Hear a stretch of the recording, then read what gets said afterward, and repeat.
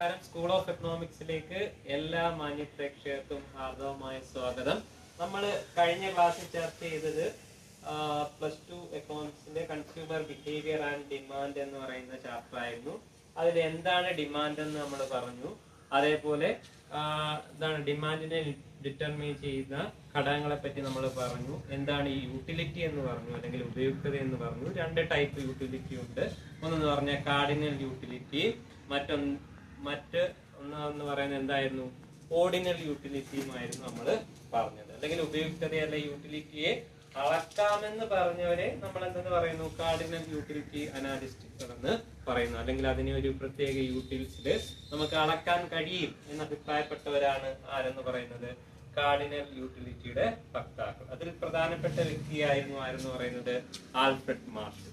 Cardinal utility എന്ന് പറഞ്ഞാൽ എന്താണ്, നമ്മുടെ ഉപയുക്തതയെ അല്ലെങ്കിൽ ഓരോ സാധനത്തിൽ നിന്ന് കിട്ടുന്ന സംതൃപ്തിയെ നമുക്ക് അളക്കാൻ കഴിയും എന്ന് അഭിപ്രായപ്പെട്ടവരെ നമ്മൾ എന്തെന്ന് പറയുന്നു, കാർഡിനൽ തിങ്കേഴ്സ്. അതിൽ ഏറ്റവും പ്രധാനപ്പെട്ട വ്യക്തിയാണ് ആരെന്ന് പറയുന്നത്, ആൽഫ്രഡ് മാർഷൽ എന്ന് പറയുന്ന വ്യക്തി. ഇനി നമുക്ക് പഠിക്കാനുള്ളത് എന്താണ്, ഓർഡിനൽ യൂട്ടിലിറ്റി അപ്രോച്ച്. അല്ലെങ്കിൽ യൂട്ടിലിറ്റിയെ എന്ത് ചെയ്യാൻ പറ്റത്തില്ല, അളക്കാൻ കഴിയത്തില്ല, പക്ഷെ നമുക്ക് എന്ത് ചെയ്യാൻ പറ്റും, റാങ്ക് ചെയ്യാൻ പറ്റും. അല്ലെങ്കിൽ ഈ ഒരു സാധനത്തിന് മറ്റൊരു സാധനത്തിനേക്കാൾ എന്ത് കൂടുതലുണ്ട്, യൂട്ടിലിറ്റി കൂടുതലുണ്ട്, അല്ലെങ്കിൽ ഉപയുക്തത കൂടുതലുണ്ട് എന്ന് നമുക്ക് പറയാൻ കഴിയും.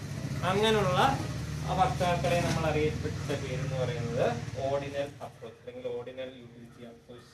ഇതിലെ പ്രധാനപ്പെട്ട ഒരു വക്താവ് എന്ന് പറയുന്നത് JR ഹിഗ്സ് ആണ്.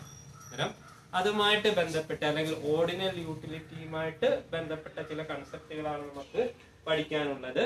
ആദ്യമായിട്ട് നമുക്ക് പഠിക്കാനുള്ളത് എന്താണ്, കൺസംഷൻ ബണ്ടിൽ. കൺസംഷൻ ബണ്ടിൽ എന്ന് പറഞ്ഞു കഴിഞ്ഞാൽ എന്താണ്, consumption bundle can be defined as the combination of quantities of two goods A consumer can purchase. അതായത് ഒരു കൺസ്യൂമർ എന്താണ്, അയാളുടെ കയ്യിലുള്ള വരുമാനം ഉപയോഗിച്ചുകൊണ്ട് രണ്ട് സാധനങ്ങൾ വാങ്ങുന്നു. ആ ഒരു കോമ്പിനേഷൻ അല്ലെങ്കിൽ അയാളുടെ വരുമാനത്തിന് അകത്ത് വെച്ച് അയാൾക്ക് വാങ്ങാൻ കഴിയാവുന്ന സാധനങ്ങളുടെ കോമ്പിനേഷനെ നമുക്ക് നിന്ന് പറയാം കൺസംഷൻ ബണ്ടിൽ എന്ന് പറയാം. What is mean by consumption bundle? Consumption bundle can be defined as the combination of quantities of two goods a consumer can purchase. ഒരു കൺസ്യൂമർ എന്താണ് പർച്ചേസ് ചെയ്യുന്ന അല്ലെങ്കിൽ അദ്ദേഹത്തിന് വാങ്ങാൻ കഴിയുന്ന സാധനങ്ങളുടെ അളവുകളെ നമുക്ക് എന്ന് പറയാം കൺസംഷൻ ബണ്ടിലുകൾ എന്ന് പറയാം. ഈ കൺസംഷൻ ബണ്ടില് കണക്കാക്കാൻ നമുക്ക് എക്കണോമിക്സിൽ ഒരു ഇക്വേഷൻ ഉണ്ട്, അത് നമുക്കൊന്ന് നോക്കാം. അതായത് M = P1x1 plus P2x2 എന്നൊരു ഇക്വേഷൻ ഉപയോഗിച്ചാണ് നമ്മൾ സാധാരണഗതിയിൽ ഈ കൺസംഷൻ ബണ്ടില് കണക്കാക്കുന്നത്. ഇവിടെ M എന്ന് പറയുന്നത് ഒരാളുടെ കയ്യിലുള്ള വരുമാനത്തെയാണ് സൂചിപ്പിക്കുന്നത്. ഒരാളുടെ കയ്യിലുള്ള ഇൻകം അല്ലെങ്കിൽ വരുമാനത്തെ സൂചിപ്പിക്കുന്നതാണ് എന്തെന്ന് പറയുന്നത്, M എന്ന് പറയുന്നത് ആണല്ലോ. ഇവിടെ രണ്ട് സാധനങ്ങൾ വാങ്ങുന്നു നമ്മൾ അങ്ങ് അസ്യൂം ചെയ്യുകയാണ്. ചിലപ്പോൾ അത് കൂടുതൽ സാധനങ്ങൾ വാങ്ങാം, പക്ഷെ നമ്മൾ ഒന്നാമത്തെ സാധനത്തിന്റെ വിലയാണ് എന്തെന്ന് പറയുന്നത് P1.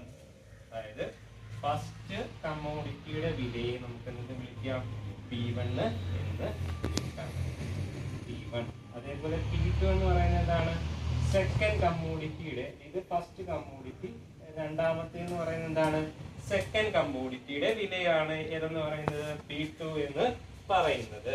ഇനി നോക്കിക്കേ, ഈ X1 എന്ന് പറഞ്ഞാൽ ഇവിടെ എന്താണ്, ഒന്നാമത്തെ സാധനം എത്ര യൂണിറ്റ് ആണ് അയാൾ വാങ്ങിച്ചത്, അല്ലെങ്കിൽ ആ കൺസ്യൂമർ എത്ര യൂണിറ്റ് ആണ് ഒന്നാമത്തെ സാധനം വാങ്ങിച്ചത്, അതിനെ നമുക്ക് എന്തെന്ന് പറയാം, X1 എന്ന് പറയാം. X2 എന്ന് പറയുന്നതോ, അതായത് രണ്ടാമത്തെ സാധനത്തിന്റെ അളവിനെ നമുക്ക് എന്ത് വിളിക്കാം, X2 എന്ന് വിളിക്കാം. അന്നേരം ഈ കൺസംഷൻ ബണ്ടിൽ വെച്ച് നമുക്ക് ചെയ്യാനുള്ള ഒരു ഇക്വേഷൻ ആണ് എന്ന് പറയുന്നത് M = P1x1 plus P2x2. P1 എന്ന് പറയുന്നത് ഒന്നാമത്തെ സ്ഥാനത്തിന്റെ വില, P2 എന്ന് പറയുന്നത് രണ്ടാമത്തെ സ്ഥാനത്തിന്റെ വില, പിന്നെന്താണ് X1 എന്ന് പറയുന്നത് ഒന്നാമത്തെ സ്ഥാനത്തിന്റെ അളവ്, X2 എന്ന് പറയുന്നത് രണ്ടാമത്തെ സ്ഥാനത്തിന്റെ അളവ്. ഇത് ഉപയോഗിച്ചുകൊണ്ട് നമുക്ക് കുറെ കണക്കുകൾ ചെയ്യാൻ ഇതിനകത്തുണ്ട്. അത് നമുക്ക് അടുത്ത ക്ലാസ്സിൽ ചെയ്യാം. അന്നേരം നമുക്ക് ഒന്നുകൂടെ പറയാം, അതായത് എന്താണ് ഡിമാൻഡ് എന്ന് പറയുന്നത്? ഡിമാൻഡ് എന്ന് പറയുന്നത് എന്താണ്? ഒരു വസ്തു അല്ലെങ്കിൽ ഒരു സാധനം ഒരാൾക്ക് വാങ്ങാനുള്ള അയാളുടെ കഴിവിനെ അല്ലെങ്കിൽ സന്നദ്ധതയെ നമുക്ക് എന്ന് പറയാം ഡിമാൻഡ് എന്ന് പറയാം. ഇതിനാണ് ഡിമാൻഡ് തിയറിയുമായി ബന്ധപ്പെട്ട ഒരു കൺസെപ്റ്റ് ആണ് നമ്മൾ എന്തെന്ന് പറയുന്നത് യൂട്ടിലിറ്റി അല്ലെങ്കിൽ ഉപയുക്തത എന്ന് പറയുന്നത്.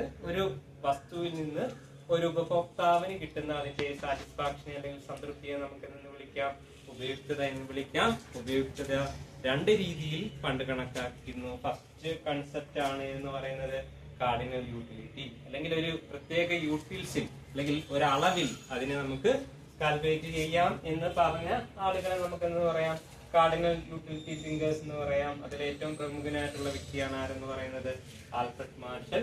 രണ്ടാമത്തെ കൺസെപ്റ്റ് ആണ് എന്ന് പറയുന്നത് ഓർഡിനൽ അപ്രോച്ച്. ഓർഡിനൽ അപ്രോച്ചിന്റെ ഒരു പ്രധാന വക്താവായിരുന്നു പറയുന്നത് ജെ.ആർ. ഹിക്സ് എന്ന് പറയുന്നത്. അതിനകത്ത് വരുന്ന ആദ്യത്തെ ഒരു കൺസെപ്റ്റ് ആണ് എന്തെന്ന് പറയുന്നത് കൺസംപ്ഷൻ ബണ്ടിൽ. അതായത് ഒരു നിശ്ചിത വരുമാനം ഉപയോഗിച്ചുകൊണ്ട് ഒരു വ്യക്തിക്ക് വാങ്ങാൻ കഴിയുന്ന എന്താണ് സാധനത്തിന്റെ വിവിധ അളവുകളെ നമുക്ക് എന്ന് പറയാം കൺസംപ്ഷൻ ബണ്ടിൽ എന്ന് പറയാം. അന്നേരം അതുമായിട്ട് ബന്ധപ്പെട്ട് വരുന്ന ഇക്വേഷൻ ആണ് നമ്മളിപ്പോ പഠിച്ചു കഴിഞ്ഞത്. M = P1x1 + P2x2. ഇവിടെ M എന്ന് പറയുന്നത് ഒരു വ്യക്തിയുടെ വരുമാനമാണ്. P1 എന്ന് പറയുന്നത് നമ്മൾ കണക്കാക്കിയ അല്ലെങ്കിൽ അയാൾ വാങ്ങാൻ ഉദ്ദേശിച്ച ആദ്യത്തെ സാധനത്തിന്റെ വിലയെ എന്തെന്ന് പറയാം P1 എന്ന് പറയാം. P2 എന്ന് പറയുന്നത് രണ്ടാമത്തെ സാധനത്തിന്റെ വിലയാണ്. X1 എന്ന് പറയുന്നത് എന്താണ് ഒന്നാമത്തെ സ്ഥാനത്തിന്റെ അളവ്. X2 എന്ന് പറയുന്നത് രണ്ടാമത്തെ സ്ഥാനത്തിന്റെ അളവ്. ഇത്രയും കാര്യങ്ങൾ നിങ്ങളൊന്ന് ഓർത്തു വെക്കുക. അടുത്ത ക്ലാസ്സിൽ നമുക്ക് കൂടുതൽ ഇതുമായിട്ട് ബന്ധപ്പെട്ട കണക്കുകളിലെ മാത്സ് നമുക്ക് ചെയ്ത് നോക്കാം. ഓക്കെ.